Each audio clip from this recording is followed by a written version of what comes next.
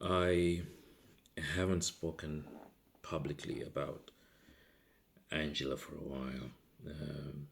Those who don't know, Angela was my wife, passed away in December from cancer. But today I just want to share with you a lesson from her life. And I know that it will encourage you. It's one of those things when you sit back and when you look back on the inside, you realize that's why these things were able to happen. The lesson is that this amazing thing about Angela was that she always gave thanks. She always celebrated even the little things in life. She would celebrate and give thanks to God when there is something major, like there's a breakthrough in her health, that something's improved. She would give thanks to even the small things when she's waking up in the morning and she hasn't had to take medicine. She'll give thanks to God in those moments. And also when there was nothing to give thanks for, when everything was bleak, everything was dark, and when there was pain all over, in the moments where she would catch her breath, she would say, you know what, I still give thanks to God that is here. Of course, she would say, you know what, this is hurting, I can't take it anymore. But at the end of that sentence, at the end of that day, she would say, thank God I'm still here. Thank God I'm still here. And because of that attitude, because of always giving thanks to God, she always had a positive mindset. Regardless of what was happening, she always maintained that positive attitude, to the point that when she knew things were not going getting better, she wasn't afraid to say, I'm ready to go. That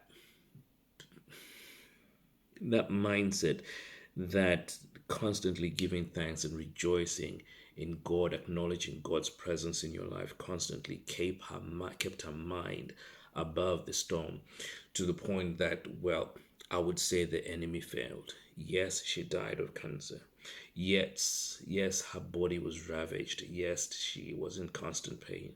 But there's one thing that the enemy failed to take from her, was her joy, was a positive attitude, was a strength in God. In that, the enemy failed. So, what am I trying to tell you today is, I don't know what you're going through. I don't know how bad things are in your life. I don't know how long they've been. There's one thing I know. There's one thing that I've experienced. There's one thing I know that works, is rejoicing in the Lord always. Again, I say rejoice. Philippians 4 and 4. You see, when you do that, God lifts your head above the storm. That while you're still in the storm, you still have peace, you are calm, and you're thinking straight, because the God has gotten you in that storm. It's that definition of that verse, that word that God gave to Paul, that my grace is sufficient for you. You see, when you stay on God, when you rejoice in God, in all that you are going through, God will always lift you up, to the point that your situation will never overwhelm you. And I just want to encourage you that today, start rejoicing in God. Start finding reason. And if there's no reason, when you feel like there's nowhere else to go, if there's no reason to celebrate God for who He is. You will be like Habakkuk, who was in a position where he didn't understand what God was doing. But he said this in Habakkuk 3 from verse 17. He says, even though the fig trees have no blossoms, and there are no grapes in the vines, even though the olive crop fails and the fields lie empty, barren, even though the flocks die in the fields and the cattle barns are empty, I, yet I will rejoice in the Lord. I will be joyful in the God of my salvation. I pray that this will be your mentality, this will be your attitude through the storm that you're going through. Verse 19, Habakkuk continues on to say, the sovereign Lord is my strength. He makes me as sure-footed as deer and be able to tread upon the heights. I pray that by changing your attitude today and focusing on God at all times and rejoicing and giving thanks in Him, He will lift your head up high. He will make you as sure-footed as a deer so that you can tread upon the heights.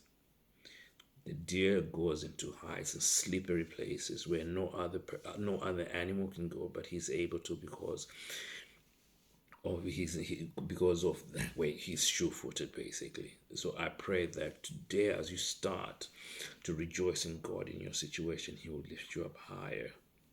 Not necessarily, it might not be out of the storm, but He'll lift you high, so much so that the storm will not be able to overwhelm you. God bless you.